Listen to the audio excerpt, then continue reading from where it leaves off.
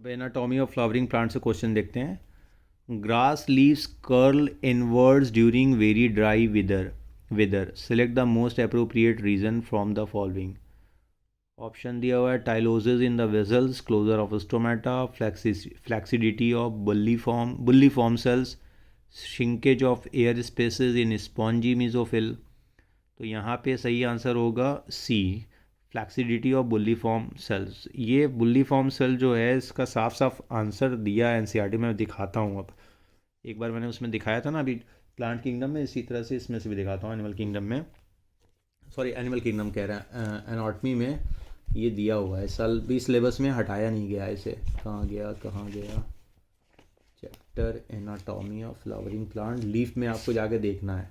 ये आ गया, रुक जाइए तो इसको हटाएं पहले। आप इसमें देखोगे तो मिल जाएगा बुल्ली फॉर्म सेल। कहाँ गया यार, ये तो लीफ ही हम खोले हुए हैं ना। हाँ ये रहा लीफ, मोनोकॉट लीफ में दिया हुआ, ये रहा देखिए बुल्ली फॉर्म दिया हुआ है।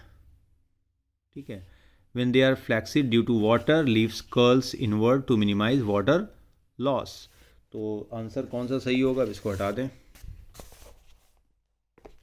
फ्लैक्सिडिटी ऑफ बुल्ली फॉर्म सेल्स। ठीक है, तो पहले का सी आंसर सही होगा। अब इसके बाद आते हैं फ्लोएम इन जिम्नोस्पर्म लैक्स, ये भी दिया हुआ है एकदम एनसीईआरटी में देखेंगे लाइन से दिया हुआ है। बार बार मैं इसीलिए बोलता हूँ कि एनसीईआरटी की लाइन वाइज लाइन अगर आप तैयार रखिए तो बहुत अच्छा आप परफॉर्म कर सकते हो, खास करके बायोलॉजी में।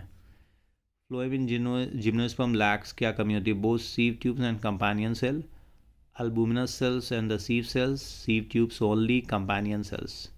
तो दूसरे का जो सही आंसर होगा वो ए वाला होगा, सीव ट्यूब्स नहीं होता है और कंपेनियन सेल नहीं होती हैं जिम्नोस्पर्म के फ्लोएम वाले टिश्यू में। फ्लोएम क्या होता है, फूड का ट्रांसपोर्ट करता है, इसको कंडक्टिंग टिश्यू कहते हैं।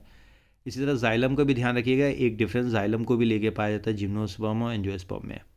एंजियोस्पर्म में सीव ट्यूब्स और कंपेनियन सेल होंगी और जिम्नोस्पर्म के फ्लोएम में सीव ट्यूब्स और कंपेनियन सेल नहीं होंगी। तो सेकंड का आंसर आपका ए हो गया। अब थर्ड वाले क्वेश्चन पे आ जाते हैं। भैया ये तो इस साल सिलेबस से हटा दिया है, लेकिन शायद कुछ लोग कह रहे हैं कि पढ़ना है, तो क्वेश्चन देख लेते हैं। सेकेंडरी ग्रोथ से क्वेश्चन है, which of the statement given below is not true about the formation of annual rings in trees. Annual rings are not prominent in trees of the temperate region. Annual ring is a combination of spring wood and autumn wood produced in a year. Differential activity of cambium causes light and dark bands of tissues early and late wood respectively. Activity of cambium depends upon variation in climate। तो ये secondary growth का question है। अब शायद ये syllabus से हटा दिया है, लेकिन कई जगह ये बोला है पढ़ना भी है। आप लोग एक बार डिटेल जाके डिस्कशन देख लीजिएगा साइट पे, एनटीए की जो नीट का सिलेबस प्रिस्क्राइब किया गया है 24 के लिए, 2024 के लिए, उसमें देख लीजिएगा, है तो पढ़ लीजिएगा ज़रूर। यहाँ पे मैं आंसर बता देता हूँ, थर्ड का ए आंसर सही होगा। Annual rings are not prominent in trees of temperate region.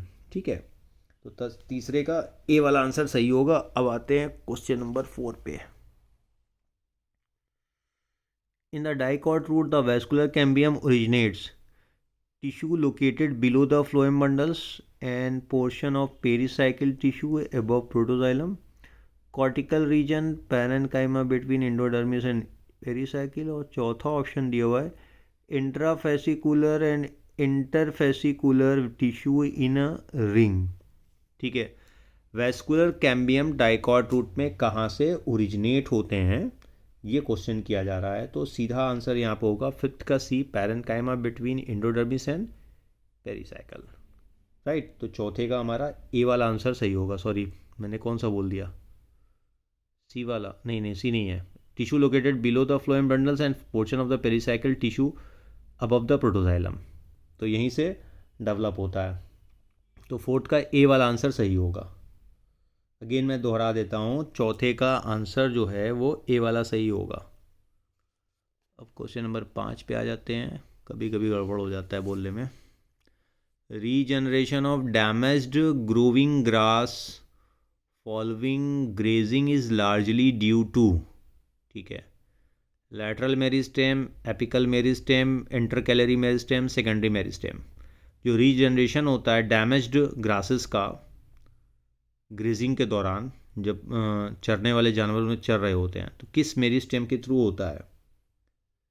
ठीक है, क्वेश्चन ये पूछ रहा है। तो पांचवें का यहाँ पे सही आंसर होगा बी, एपिकल मेरिस्टेम के थ्रू होता है, लगातार वो ग्रोथ करती रहती हैं। सॉरी, पांचवें का सी होगा, इंटरकैलरी मेरिस्टेम, बार बार गलत हो रहा है, इंटरकैलरी मेरिस्टेम, इसके थ्रू ग्रोथ होता है। फिफ्थ का सी आंसर सही होगा। अब आ जाते हैं क्वेश्चन नंबर 6 पे। 15 तो करना नहीं है यार, छठवें क्वेश्चन पे। Stomata in a grass leaf आ रही, तो बहुत सिंपल है, पहले ही आंसर सही दिया हुआ, डम्बल शेप्ड। ठीक है, ये एकदम याद रखिएगा। तो kidney shaped, rectangular, barrel shaped, तो ये दोनों तो वैसे भी नहीं होगा, या तो किडनी शेप हो सकता था या डम्बल शेप्ड, लेकिन सबसे ज़्यादा बेहतर आंसर ग्रास लीफ में देखें तो मोनोकॉट है, और डम्बल शेप्ड आपको स्टोमेटा मिल जाएंगे। तो छठवें का सही आंसर हो गया ए वाला।